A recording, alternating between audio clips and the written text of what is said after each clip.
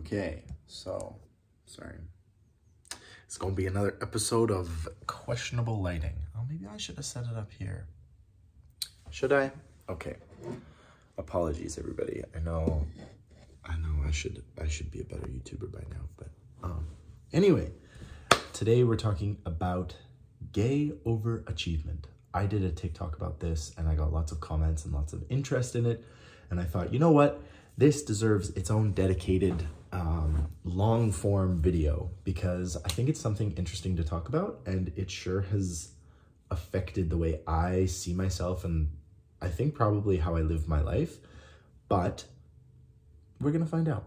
So I'm gonna give like a brief description of what gay overachievement is in my view. Please feel free to leave a comment and tell me what you think about your situation or how you think it is, or if you think it's totally not real.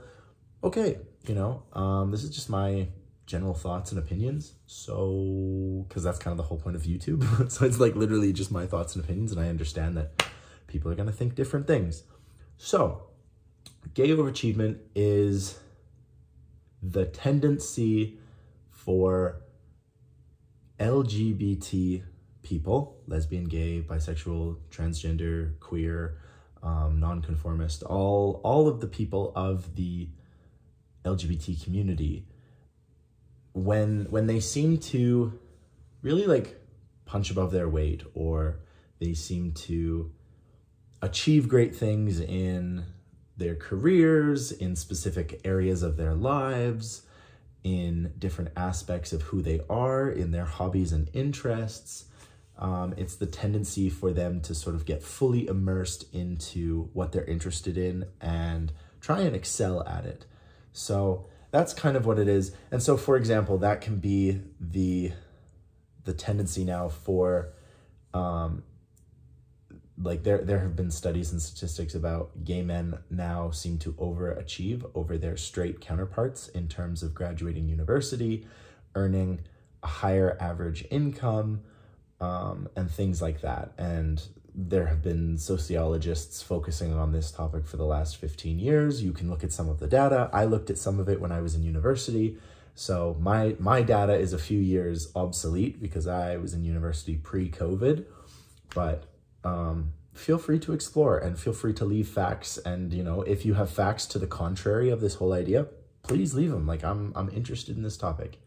But colloquially and probably tangentially, like in terms of like my own personal experience, I find that a lot of the gay people that I interact with tend to really overachieve or just achieve highly. I think overachieve is a bit of a strange word because it implies that you're reaching further than you should, and that's not a thing. You know, you can overreach when you sort of like you take too much that you can't deal with, or like that's overreaching or overachieving. Whereas I'm talking about the tendency of gay people, and I'm using gay as a universal term here. The tendency of gay people to really achieve very good things in comparison to other people. And yeah, so this is what I want to talk about. Please deal with that, that fact politely and kindly. And, you know, like I said, if you've got controversial, material to what I'm saying, throw it in there. But in the TikTok that I made, sort of poking fun at it and just being like, you know, like gay people seem to do really well in these kinds of things. I said that I think part of it is because growing up queer and growing up gay, you tend to feel a bit less, you know? And I think back on my own experience, and I didn't know I was gay during my teenage life. It was only when I was about 19 or 18 years old that I really like thought that I was truly different. And, you know, so I didn't have like a psychological impact on like puberty and things like that, where I was like dealing with other issues and, you know, my physicality and my weight and things like that. But I remember initially thinking like, oh, I'm gay. And like, does that make me less? You know, like I probably like won't have kids. Like I might have kids, I might adopt, I don't know. But at the time I was like man, like I won't have kids, like this totally changes. Like what will my parents think of me? What will like society view me as? You know, I don't identify as the stereotypical gay. This is really confusing. I don't feel like I'm enough, blah, blah, blah, blah. And it had a serious effect on what I wanted to do with my life. And so I decided like absolute university was definitely something I wanted. I wanted that accreditation. I wanted the diploma. I wanted the university degree, and I studied extremely hard and diligently, and I got that. And today I have like 3 jobs that work really, really well for me. I'm very fortunate at everything that I do so far has done well, and I'm very appreciative and grateful to you guys and to everyone that is involved in what I do for a living. I'm quite a serious athlete in terms of marathon running, calisthenics, going to the gym, my supplements. I take everything very, very seriously, and I set goals and I achieve those goals pretty quickly. Like I don't set goals for 20 years in the future. I set goals for like next month. And so I'm pretty disciplined and diligent in terms of those things. And I tend to run my life pretty diligently, you know, when it comes to even things like laundry or waking up early or like doing what I need to do, like getting my house in order, cleaning, like organizing. And like when I implement a plan, I carry it out to the full, and usually it like works out really well, usually.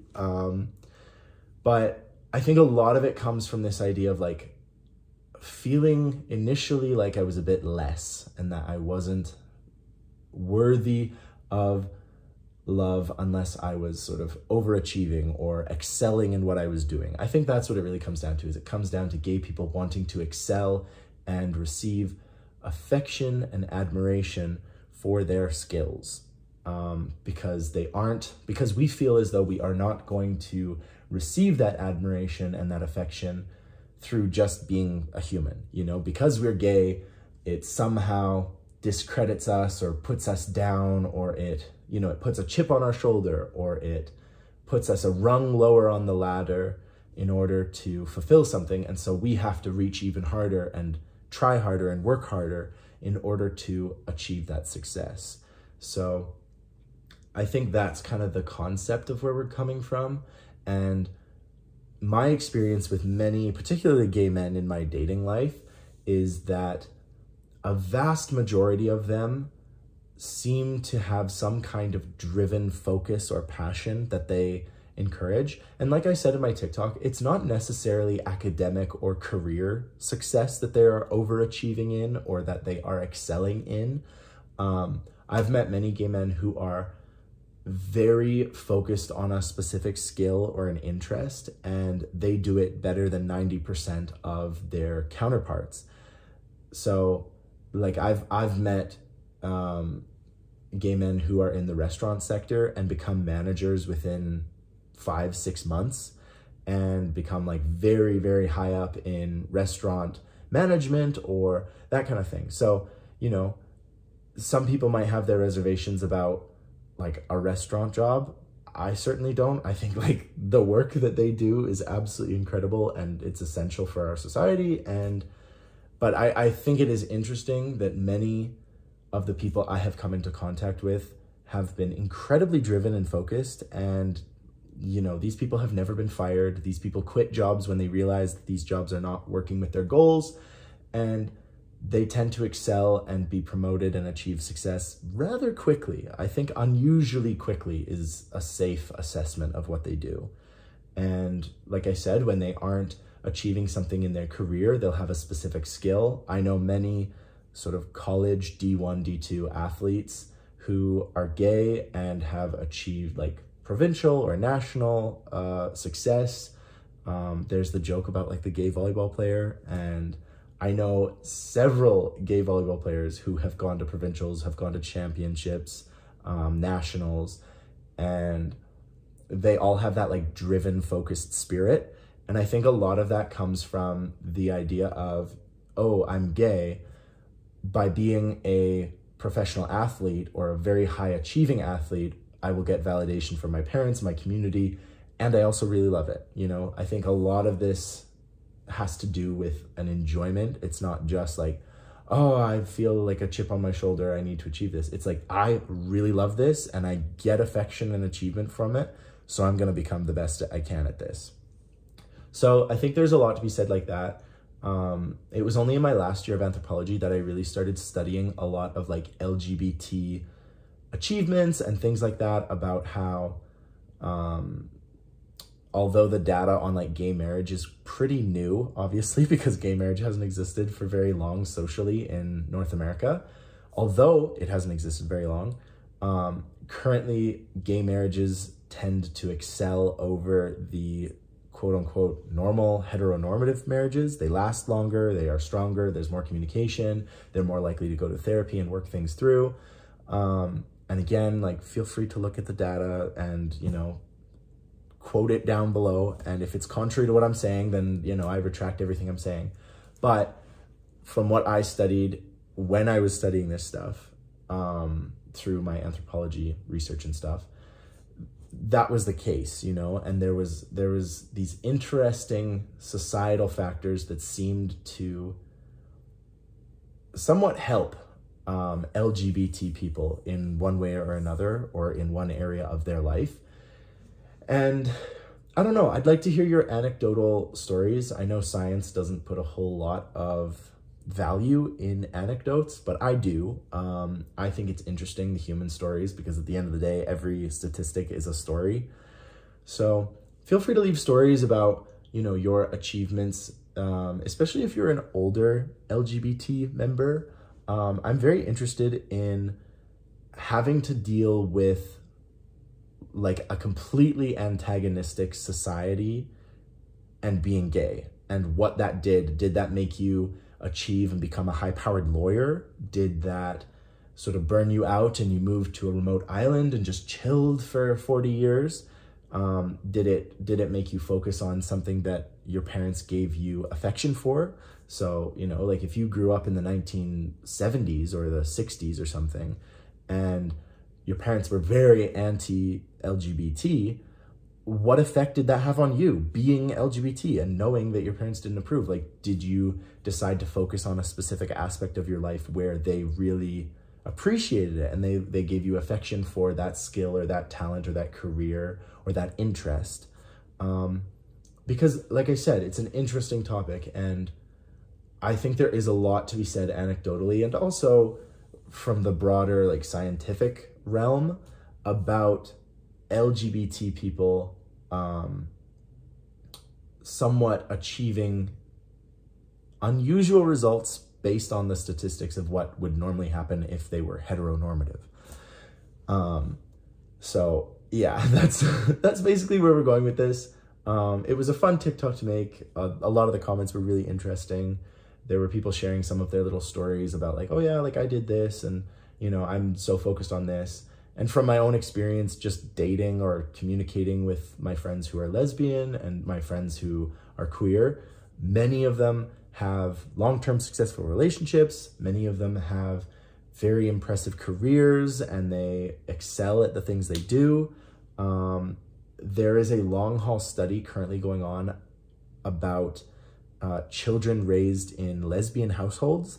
And so far, these children are outperforming their normative parents, because you get people like Jordan Peterson, who I have a lot of time for, but claims that same-sex parents have disadvantages in raising children. And currently these studies are proving contrary to that and saying, actually, you know what? No, because for all of Jordan Peterson's great thinking and ideology, he is completely missing any data for this claim. He is just saying, I think having, you know, opposite sex parents is clearly better for the child. And that's his opinion. And it's one of the rare times that he is stating an opinion without any fact or basis in data. And the only data that's out there proves contrary to what he's currently saying. So obviously more studies need to be done, but it's one of those things that I just strongly disagree with the idea that a same-sex couple cannot raise, you know, good children. And I think it's another reason why gays are attempting to overachieve and to really hit it out of the park with everything that they do, and they're very careful with it. I think there's also a lot to be said with the idea that two gay parents can't just have kids, you know, there requires some science intervention or some, there requires intervention in order to have children. And so the LGBT parents that I know have had to work very hard, spend quite a lot of money in order to become parents, whereas a straight couple can buy a bottle of wine and go home and make a baby. So there is a lot to be said for that kind of thing, and I will always rally against the idea of LGBT parents being bad parents. Like, that's garbage. And until there's data, like, that's absolute hearsay and trash. So if you're Jordan Peterson, please correct your theory until there's actually evidence, because I have a lot of time for you and I enjoyed like 12 Rules for Life and a lot of his speaking engagements. But he starts talking about LGBT people and it's like a Christian veil is covering his head, and then he just stops talking sense and he starts talking nonsense. So yeah, so I didn't know that this was going to become a little tirade on an idiosyncrasy found in Jordan Peterson, but there you go.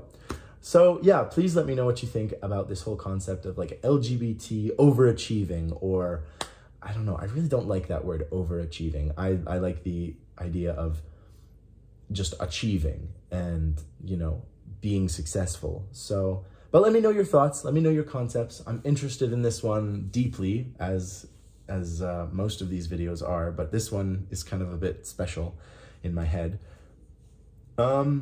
Yeah, so, you know, being gay and achieving shit and doing good things and conquering the world. I love it. I will talk to you guys tomorrow, and have a beautiful weekend, because this one is coming out on Saturday, I think. So peace. I love you. Bye.